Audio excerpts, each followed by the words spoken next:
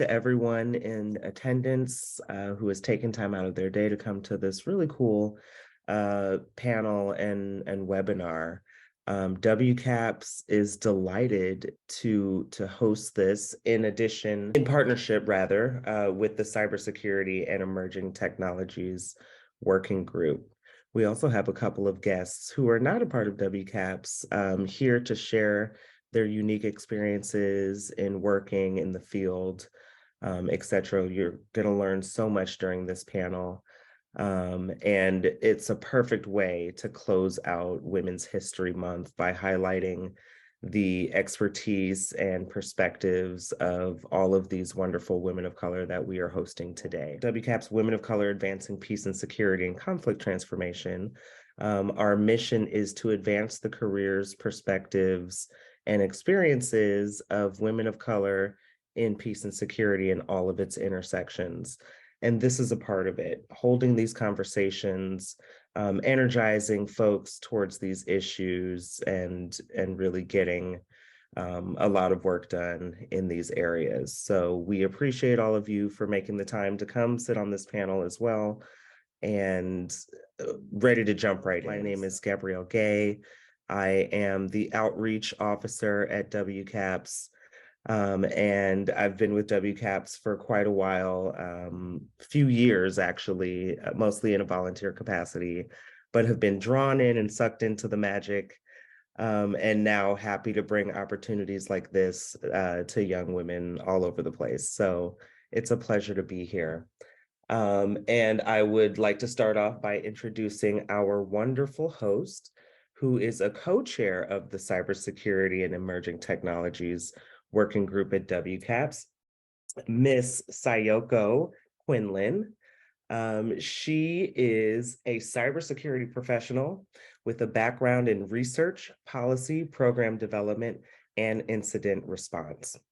She has conducted digital forensics and led over 40 IR, which is incident response, engagements, including ransomware, insider threat, and nation-state APT cases.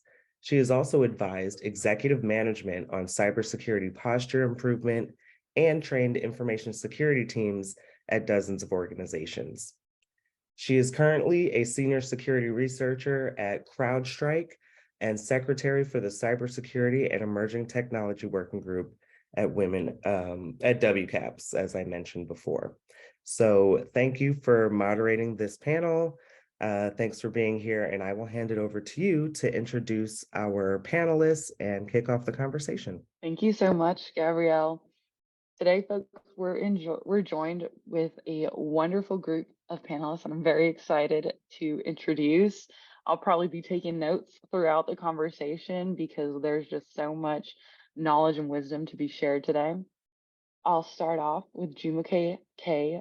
Data, who is the project manager for the Making Space initiative, a part of our Street's Cybersecurity and Emerging Threats program. She is in charge of developing the Making Space initiative to increase representation among women, identify workforce development issues, and encourage a diversity of experts on cyber policy related panels. She also creates partnerships while building Cyberbase, a talent list of Black cybersecurity professionals, which I'm sure Jumoke, you'll share that link at some point. It's incredible to see. Prior to our Street, Jumoke worked in the tech industry in various roles, including as an application developer, systems analyst, business analyst, and technical project manager. Additionally, Jumoke founded the Tech Women Network and the HUE Tech Summit. She has also contributed to diversity in tech articles to Forbes Women. In 2021, she began to pivot into cybersecurity and was the 2022 winner of Cyberscoop's #Cyberscoop 50 Most Inspiring Up-and-Comer Award. This is what I'm telling y'all, folks. This is a very exciting group. She holds a bachelor's degree in computer and information sciences from Temple University and is currently pursuing a master's degree in cybersecurity at Georgia Institute of Technology, which I've heard is a great program. Our next panelist is my chair in our Cybersecurity Emerging Technology Working Group, Tina Getacho. She is a business intelligence manager at Haleon, which produces health-focused consumer goods.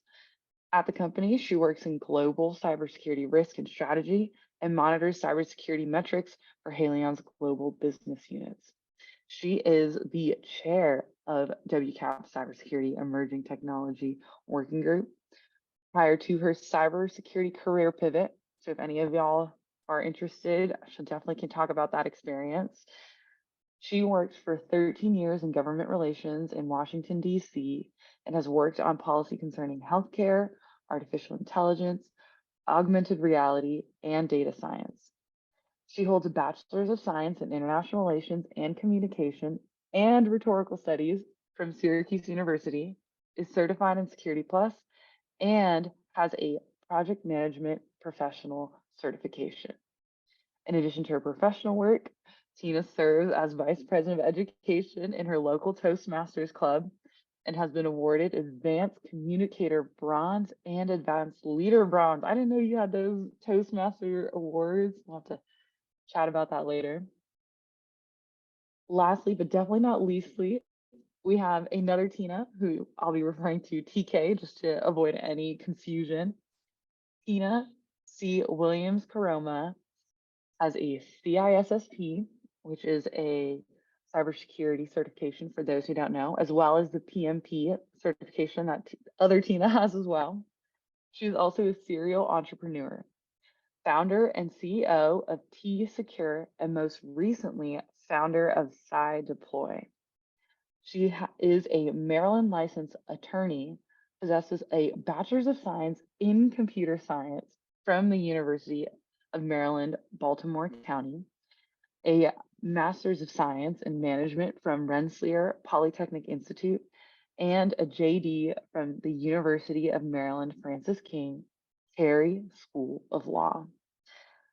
She is a cybersecurity expert who is extremely community minded, having partnered with local institutions and contributed to several boards. TK is excited about her entrepreneurial ventures and looks forward to continued growth as she continues to equip the next generation of cybersecurity experts, hopefully some of y'all in the audience, by supporting science, technology, engineering, arts, and mathematics, also known as STEAM, education initiatives. All right, so again, a little bit about our fantastic group of panelists. I would also love to know, for those of y'all in the audience, if you want to message in the chat just to the host or to everyone, if you aren't too shy, about what brought you here or who you are, where your interest in cybersecurity lies, whether you're a working professional who's been in the industry for a few years, or you're someone who's looking to make a pivot, that can really help our questions as well as the panelists' answers. All right, to start off with, my first question is about our panelists' journey into cybersecurity and potentially emerging technology as a whole. Why is cybersecurity and or emerging technology important to you, and how did you get your start? I'll maybe toss it to TK. Do you feel good to take us off? Awesome. Absolutely. Well, welcome everyone, and thank you so much for that kind introduction. So I'm super excited to be here with the other panelists. And so, you know, in getting started with my career, and I took my first software development programming class when I was in 10th grade, and I'm going to date myself by saying the language that I was trained in, and that was Pascal. So that was the first programming language that I took, and I did not like it. I was like, this is not cool. And I said my career instead is going to be a physical therapist. And then I was a basketball player. Like that was my boo. Basketball was that was my boo. That was my love.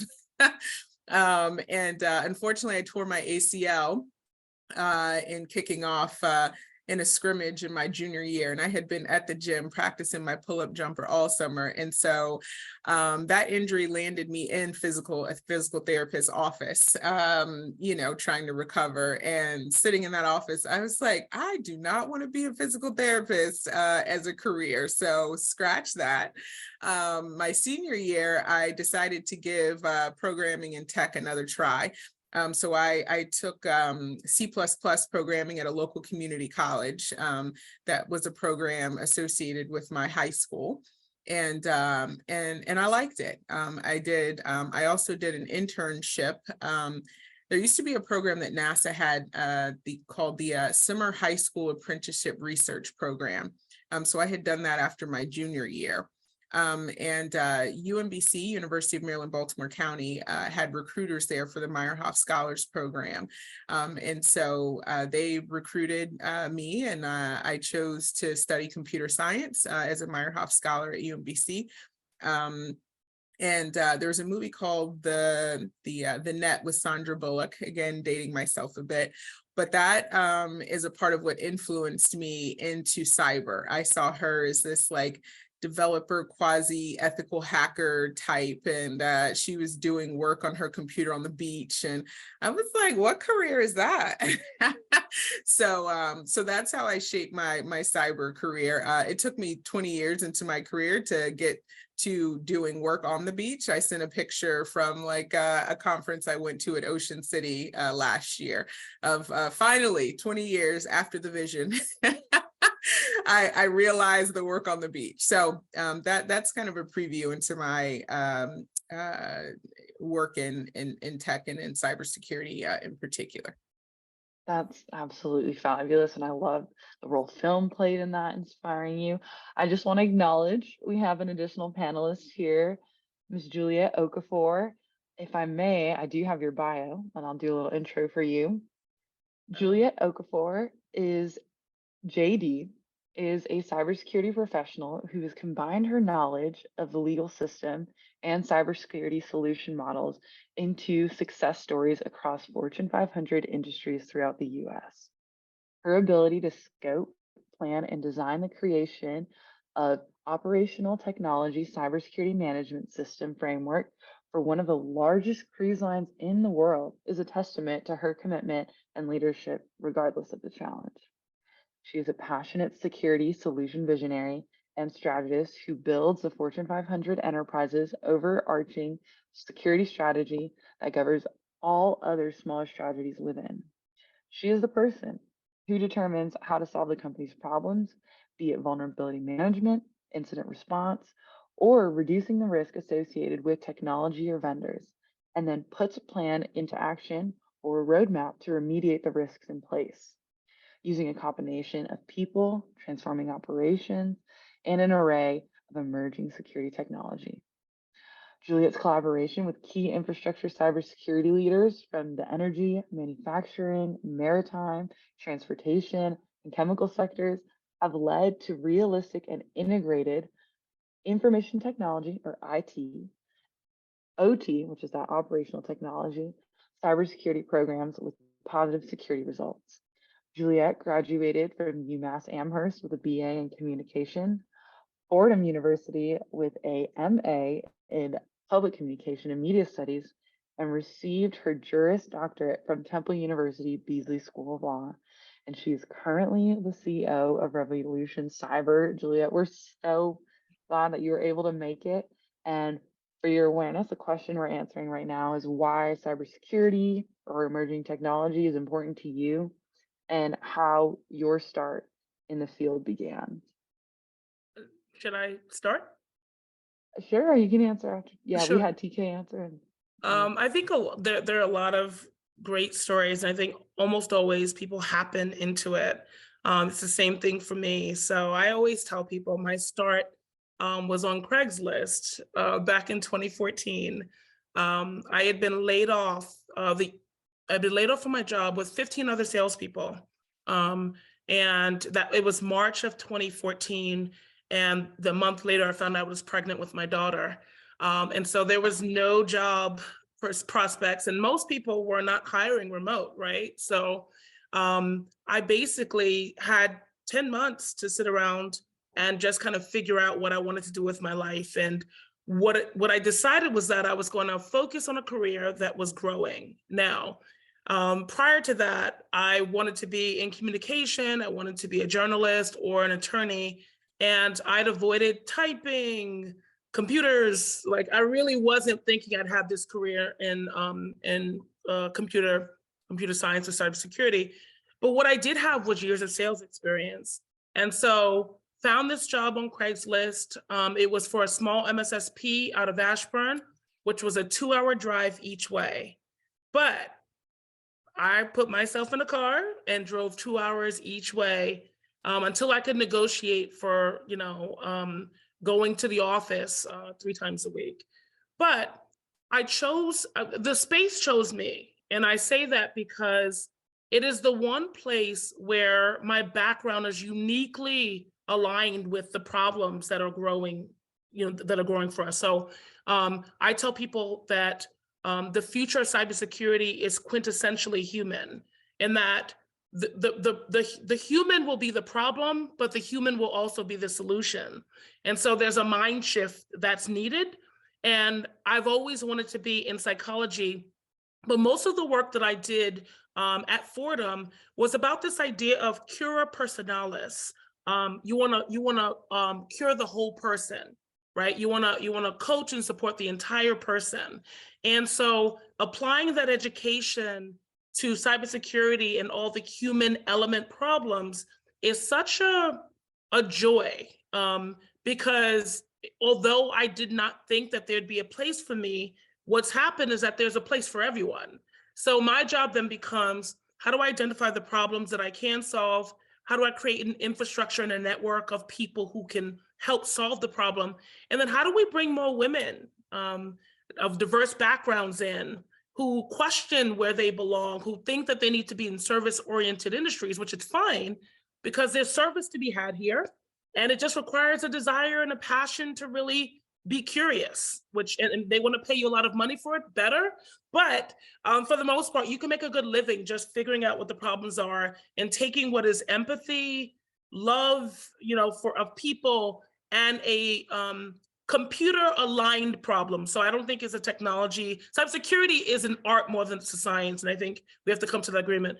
But there is so much room for anybody who has a talent. So I could be a cybersecurity lawyer today. I just choose not to be. You could be anything in this space. You just have to align it with what the problems are in this space. Fantastic. And actually, I went to Georgetown, which is also a Jesuit school. So I love hearing, Yes. I always love hearing the Jesuit values of cura personalis. Yeah. And I went to Temple too. So I recommitted to it. Amazing. Tina or Jumoke, would love to hear your stories. Sure, I'll go next. So thanks for having me. Thanks everyone. And so my background is a little different, and it's not straight path. But long story short, I went to Temple to Go Owls, and I studied computer information science. Before that, I didn't have an interest in technology or anything like that. I actually had an interest in entertainment and law. But long story short, I did an internship, and after that, just kind of realized that I didn't necessarily want to work in the entertainment industry, and started looking at coursework and saw that I was strong in math and science, and knew I didn't want medicine, decided on computer science. Went to a career fair before graduation, got my first job, and that took me in this direction. So I started out as an application developer, and then just moved into different roles, and eventually landed in project management. And then I kind of stepped away from tech. I started my own company, and I started working on projects, contracting, and then the community that you shared in my bio. So the thing that changed for me was really the pandemic. So I had been running this community and then hosting this Hugh Tech Summit conference. And in 2020, when we were all just kind of quarantined and stuff, I wasn't contracting that year, right? And then my conference had kind of got put on hold. And I just started paying attention to what was happening in the news. It was all the news about the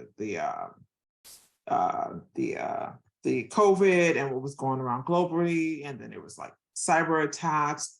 And then I held a conference the following year on women in cybersecurity, women of color in cybersecurity.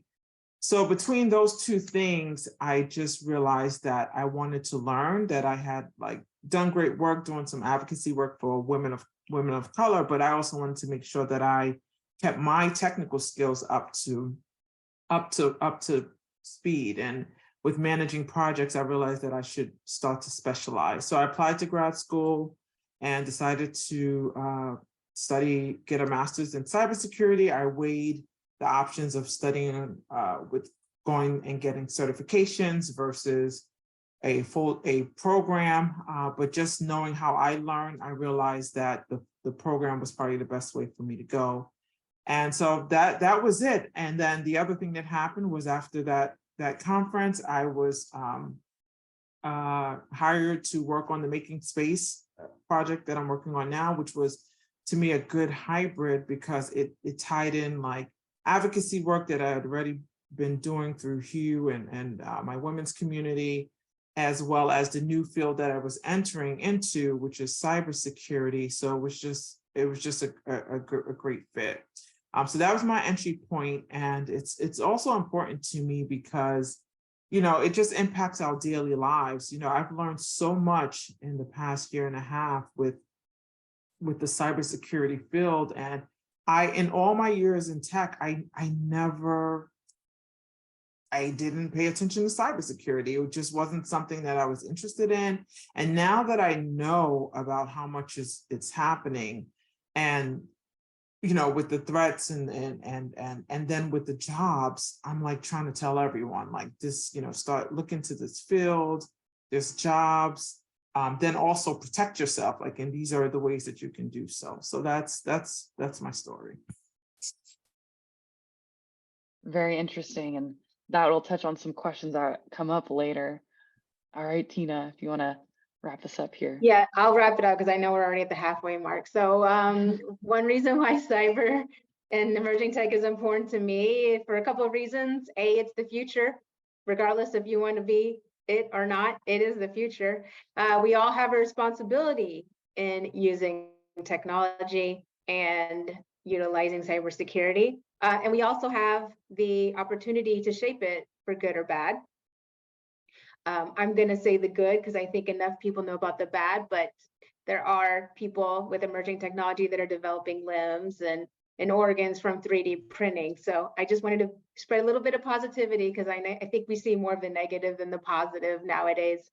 Regarding my background, I got my start very recently in cybersecurity by obtaining my Security Plus through year one of the pandemic, and then another year of networking and applying to several jobs. So although there are many cybersecurity jobs out there, it does take networking and kind of pounding the pavement virtually or in person to get that role.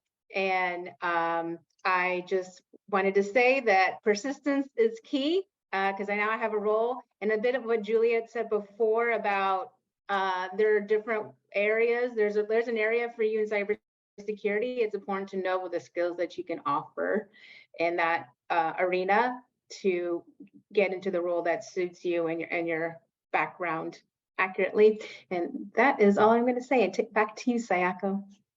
I appreciate it. And perhaps towards the end, if there's time, I would love to pick y'all's brain on what jobs or roles, or if you were entering now, what strategy you might have. But I do also want to touch on the emerging risks and threats because, of course, I love, Tina, your positivity, but we do need to think about the threats, right? That's part of why all of us have employment, is that there is a major cybersecurity risk out there. With that in mind, I'm curious to ask y'all, what emerging threats do you find yourself thinking about, or do you work on in your organizations? So go ahead, Tina. Okay. So within our department, so I'm part of a larger team. So I specifically work on making space, but the larger team is cybersecurity and emerging threats. And we touch on everything from data privacy to like the new technologies that are being built, et cetera.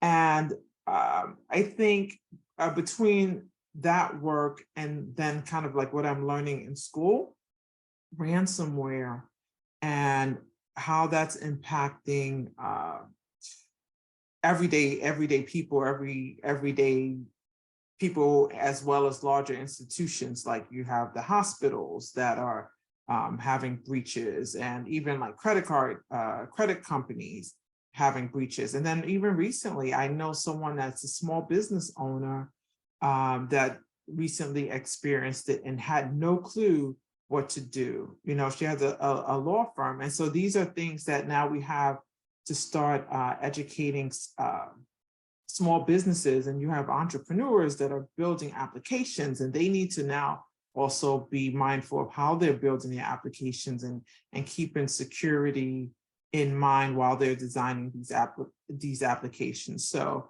I think for me, it's been a combination of data and privacy, but just also paying attention to how many people are experiencing attacks through ransomware. So, oh, sorry, you were going to speak, Tina. Oh, I think it is interesting if you think about where the emerging risks and threats come from. They're coming from the places in which growth is coming from. So if we think about the way data has exploded, and how many places in which data is being stored, shared, and being transacted between entities, that's where the risk is. So if you take a look at where our economy, country, globe is looking to grow next, that's where you're going to find the emerging risks. So all day, my entire feed through LinkedIn is about ChatGPT and how it was breached, right? And the idea is, here's this new thing. It's going to be wonderful. It may take people's jobs. It may revolutionize the way in which we, search for things, answer questions, complete papers at universities. This is the next best thing. Next thing you know, it's hacked. Because hackers, that's how they think. If you think about, and I like to think about this kind of hacker mindset where it's like, I tell people to mind the gap. The reason why there are risks and threats in those spaces is because they're still decentralized from the security controls we've put in place. So if you think about all the layoffs in tech, they fired all the ethics departments, all the trust teams, all the privacy teams, all the risk teams. And AI still was approved by a number of companies. It still went through, but they ignored the traditional controls because they needed it to grow quickly. And so every time I talk to a security leader and they ask, my attack vector, my attack surface is so vast, we're moving into a new market. I don't know how it is we're going to protect it. Protect the thing that will build your revenue most. Protect the thing that makes you more sustainable. That's where your risk and your threats are. And so in that way, it's very simple. Of course, protecting it and kind of getting your arms around it is hard, but it's very easy to see where the risk and threats come from. And it's not the most sophisticated attack. It's the ones that are simple hygiene that we keep getting wrong that are the most successful, because that's the hard thing to do, right? Like I talk all the time about, I want to lose weight, and then I'll fast for an hour, and I'm like, I'm good. I've done that. I've done my part. I'm gonna stop. So I talk to people about cybersecurity as being this, it's a lifestyle. It's got to change the way we breathe, think, live, play. And until it does that, the hackers will continue to win because the growth is inevitable. Yeah, and I think I'm really glad that I waited for Chimoki and Juliet, because what I was going to interject is exactly where Juliet left off, and that's, there's certainly emerging, you know, like there's emerging tech and the like, but some of the things that we're not getting right still is some of the basics around security configuration, staying up to date on patches. And so I think that to the extent that we talk about any like new or emerging threats, it's really in context of the proliferation of technology, IT, IoT, and OT, and the fact that our behaviors around how we protect technology and the data that is processed, stored, and transmitted with it hasn't changed. So we're expanding, like, you know, all types of tech, but our behaviors around how we design, to Jamoke's point, design security into new applications, into new tech, that hasn't changed enough. And to Juliet's point about how we're not taking care of the basic hygiene. And so, you know, in context of that, that is the impetus, the core impetus upon why I created Cydeploy, like as a product, which is to hurry up and, you know, speed up typically that slowness. It's not that people are being slow and being so negligent per se without reason. A lot of times that reason is functionality. Their notion is like, well, we're trying to get this certain capability into the market. We're trying to get this certain function into the market. We are trying to make sure that this functionality doesn't break if we make your security configuration change or update. Can you guarantee me that there will be no adverse functional impact when I make your security update or your patch or incorporate your security, you know, parameters and requirements into my, you know, system? And so my concept with Cydeploy was like, well, what if we could give a quick answer to that question and clearly show functional impact efficiently? That way we remove that as an excuse for why there is such a slowness about deploying security updates and changes, because 80% of security breaches are due to misconfigured and unpatched systems, right? 80%. And so, like, you know, to Juliet's point, it's some of the basic things that aren't being taken care of. And when you read these articles about hackers, so many of these breaches, 80%, let's keep it there, aren't genius attacks. They are simply opportunistic individuals that can take advantage of low-hanging fruit security issues that simply weren't addressed in a timely manner. That, you know, that's it. And it's far too easy for that to happen. So I think that a lot of the emerging threat and the like is really around the fact that there's so much new technology and diversity of technology in organizations, but with all that new technology, there's not enough new behavior around protecting that technology, and with that it multiplies exponentially the prospective impact of that threat. Okay, and I'll chime in here and provide some corporate aspects since I work in that sector. And first, I'd like to say I'm sharing my own opinion and not speaking on behalf of Helion. Okay, now that that's done, many of the threats that are mentioned in reports, such as the Verizon data breach report, that's the big one that's issued annually. The investigations report reported that another 80% number, 85% of the data breaches, and I corporately speak, corporate world, was through business email compromise, which essentially means things like phishing. So those links are still being clicked on, and from what I've seen, the emails are pretty blatant that they're phishing, but a lot of people are still clicking on it, and as long as it happens, you're still going to have a significant number of people that can bring down entire enterprise from clicking on a link. Other things I'm seeing is mishandling of corporate information and data. For example, if somebody wants to work after hours and go from the office to home, they'll save it to their Gmail drive, and it being sensitive company data, not supposed to do that. And then if that gets breached, then that's the company data that's also being leaked. A lot of other things are just not saving to personal OneDrive, saving to email, things like that. Another thing that I saw in Sayako's employer, CrowdStrike's recently released global threat report, they highlighted access brokers who break into an organization, steal your password, and sell it to other threat actors, including ransomware operators. The numbers of the ads by these access brokers increased 112%. These are ads for your data going around the dark web. And that number really stuck out at me. So that's what I'm seeing on the personal end at the end. The beginning, I began with the corporate, and that it applies to everyone, because I'm sure at least by now you've gotten information that your data has been leaked and someone else's breach. And then where's that data go? It goes to these access breakers who sell it for the highest bidder.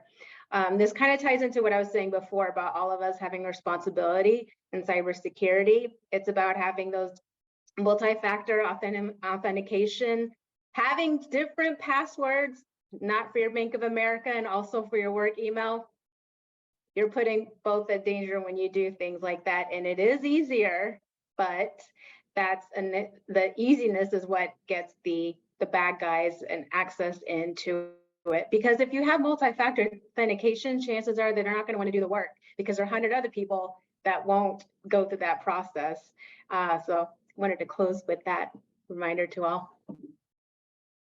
Yeah, absolutely. Julia, I see you unmuted. You want to chime in something else? Yeah, I think though that in some ways we're training the hackers to be better at it. And the reason why I say that is that we're also online communicating about what we're doing inside organizations all day. In fact, that's what social media is. It's like we're, oh, they let go how many developers at the same time?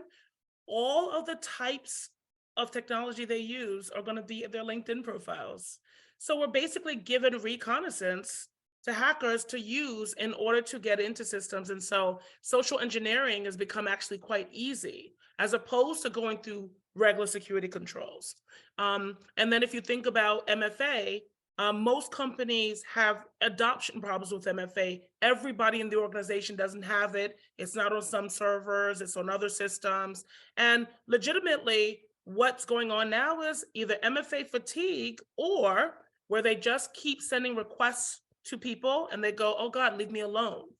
Or what's happening is people are actually, with regard to cyber attacks, what they're doing is I take a vacation.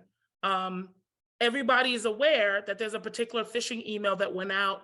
The email won't have a link in it. It just says, hey, I'm somebody in your company. Could you send me this information? Maybe CEO, CFO, and I need you to do this really, really quickly. So let's just say I'm out of the office. Out of the office, I get the email. I get a response back that says, if I'm out of the office, talk to this person with their email and sometimes their phone number, which is vital information if you want to bypass MFA.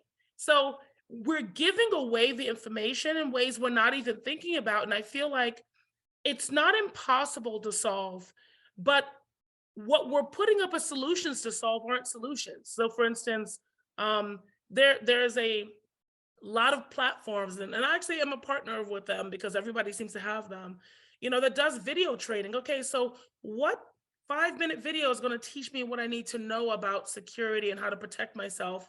And telling me that it's a phishing email, but not telling me what to do, right? And not making it so that I don't have to make that decision means we've got to control for the education itself, how it's applied, and then we've got to reward the people who are doing it, and we've got to keep shifting the overall culture of the organization. And the way you can tell whether it's working is, how are people doing less or more of what they're supposed to do when no one's looking? And then how do we track that? So there's a complete, and that's why the company's called Revolution Cyber. We need a revolution of how even cybersecurity is sold into organizations, because there needs to be a partnership where emerging threats are what you're truly working on together, and it's not an ebook or a case study that you're sending to me to sell me a solution we know doesn't work. So there's just a lot of things I'm seeing, especially we're not ready for the threats as they're emerging. We're just not. Very interesting. And that actually moves into the next question. And if folks in the audience, if you do have questions, now is the time to submit them. Otherwise, I'll just keep asking these amazing women here. You know, TK talked about having Cydeploy as a technology solution for the disincentives of deploying and the patching issues that we're seeing. And then Juliet talked about her company, which again, I like the entrepreneurship in this group is also incredible. But Juliet was talking about having a completely different mindset on training. What are other solutions? You know, I'm thinking nationally or globally, federal regulation, governments. You know, we talked, I think, a decent amount about the private sector. And so I'm curious about more, you know, public nonprofit spaces. Kind of lead with that. I think you kind of touched on it when you just said when you touched on regulation. We definitely need more of the lawmakers to take an active role in creating policies that will just impact the corporations and late citizens and how data is handled. So I think that's one solution. I think just general education, like educating, continuing to educate the general public and employees, et cetera. You know, while Juliet was talking, I was listening to her in terms of revolution and like links and things that people are clicking on. And then I also my mind also kind of drifted to just people that will always be vulnerable, like the elderly, you know, like, and, you know, these are people that have a bunch of data in their phones too. They have all their, you know, family members' phone information and things like that. And like, how do we protect them, you know? And then, so there's a lot of work to be done there. But I think education, I think what I shared earlier in terms of like for the entrepreneurs and people that are building technologies, building apps, just having to have more responsibility with building with security and design, security in mind is also another solution. And then lastly, of course, just because of my role, making sure that we diversify the workforce. Like we need to make sure that we have different perspectives working on these issues at the table to help make decisions and to just prevent us from having blind spots. You know, if everyone in the room thinks the same way, then there's something that's going to be missed. So. Yeah, I think. Oh, keep going. Nope, you go ahead. Okay. Yeah, I think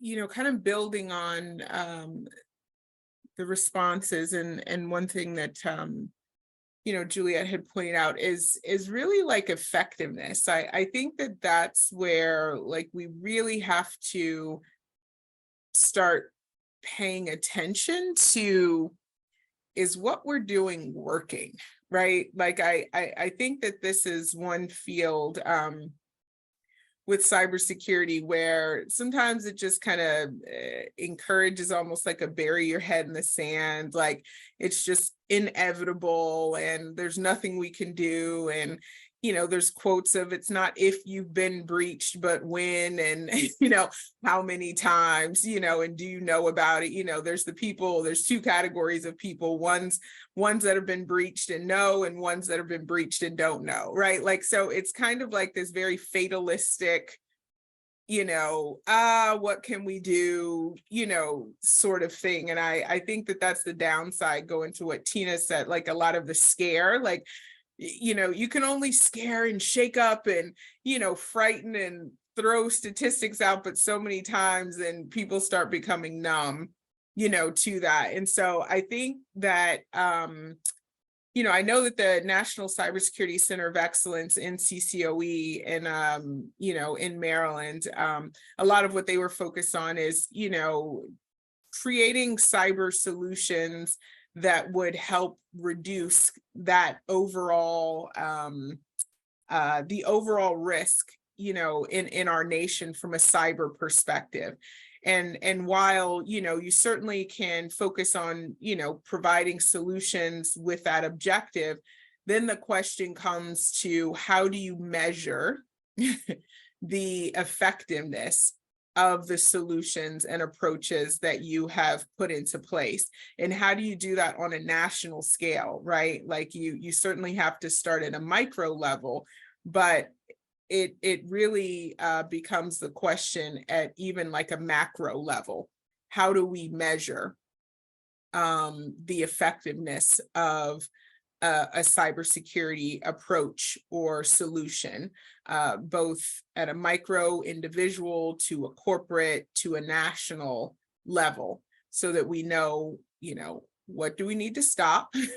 What do we need to continue, and what do we need to do even more of, right? And I don't think that we have a clear answer on that now, but I think that, there's certainly a place for that with national, policy, potentially, but it's got to be very informed by a lot of different stakeholders. I think policy can't be developed in a vacuum, or otherwise it's, just ineffective. And sometimes you get a lot of like large company voices and the like weighing in on policies, but like large companies, don't constitute, like the majority of where people are employed in the US. And so like small business has a place, but trying to get small businesses at the table and people, like if you've ever like been on any sort of like committee or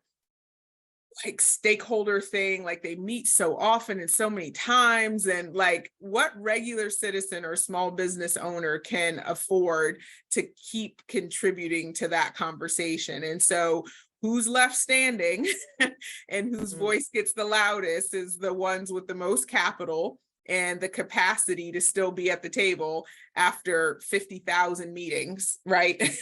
To give input. So that's my perspective on kind of, what role, government could have, but then also practitioners around, who's going to help us measure the effectiveness of what we're doing. I think that there's a space and opportunity for that.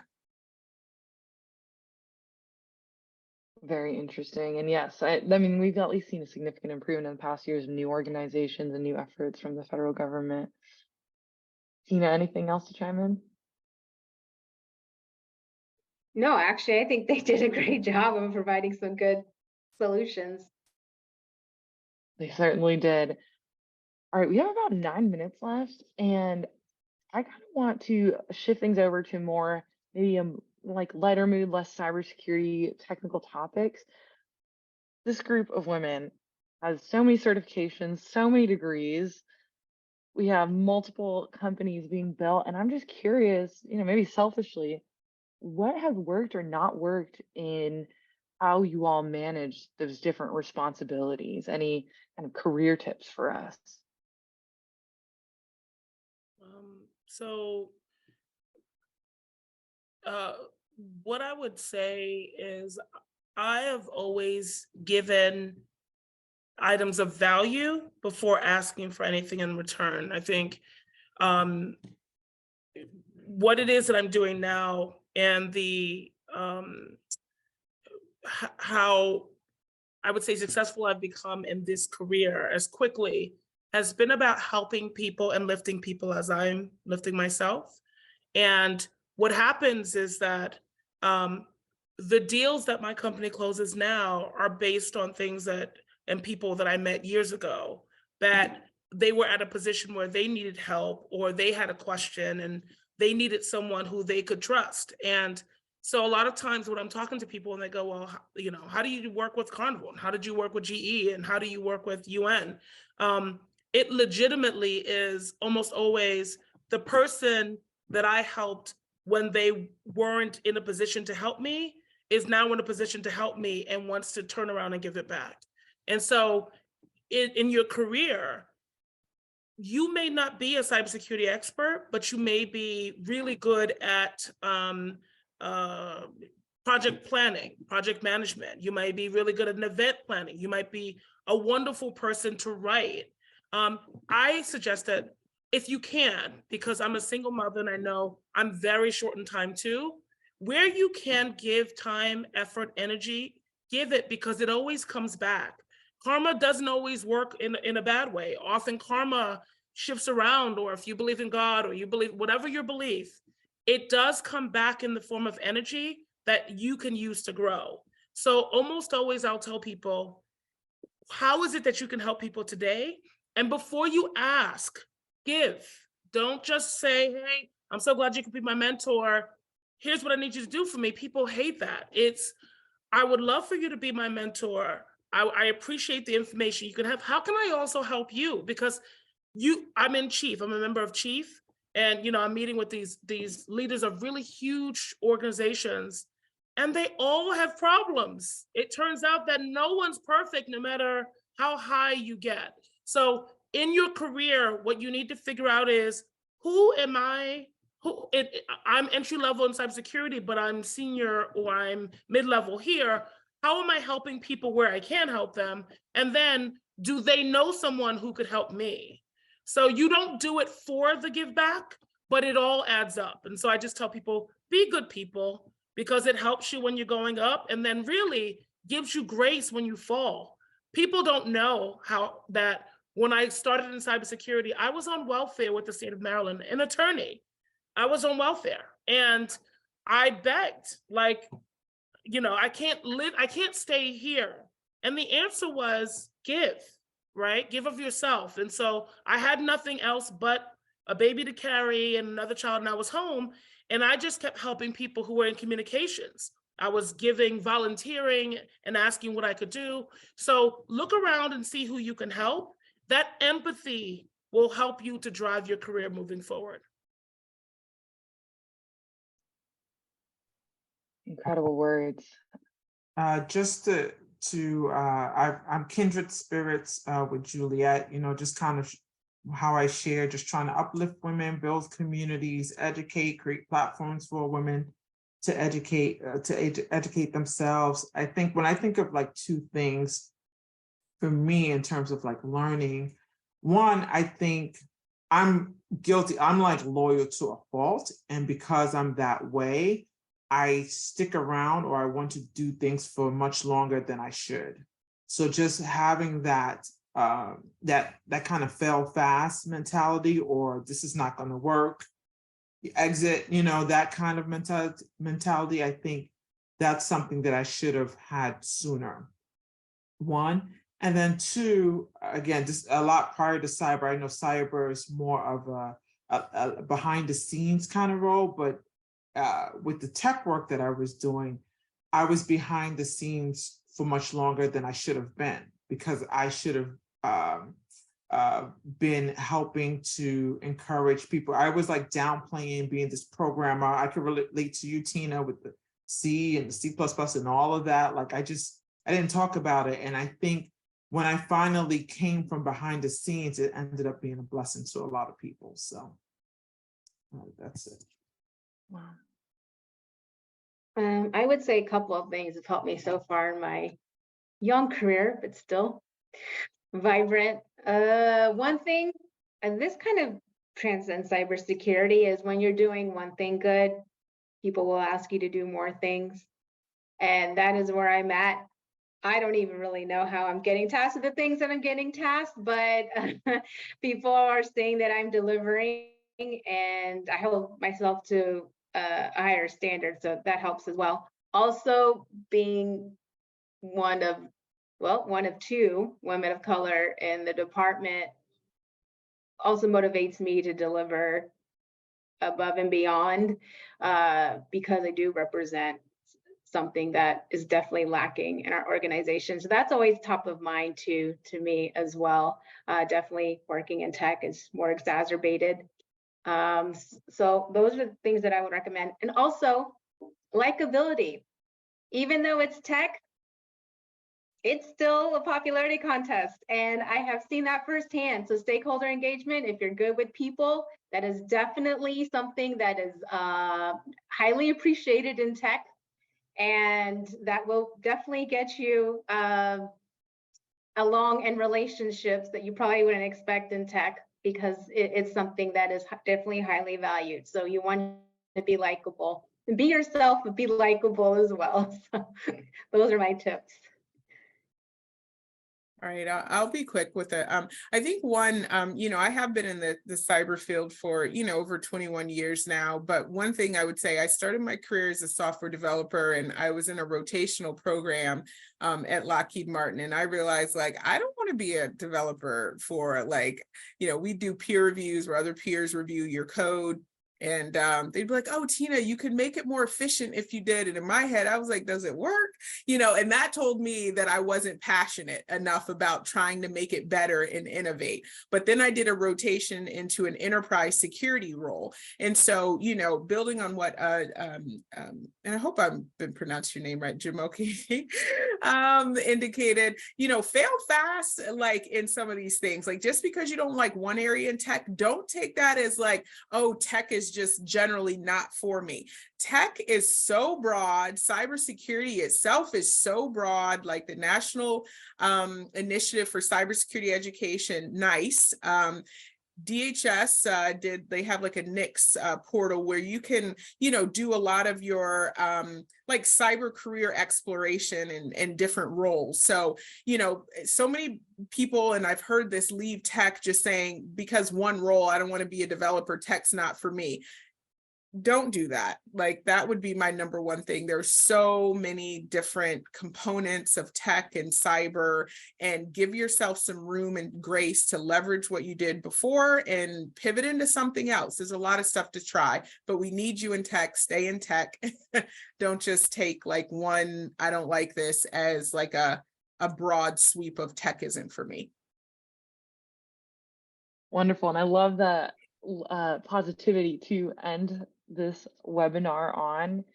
If you are already working in cybersecurity, hopefully this was just as motivating for you as it was for me.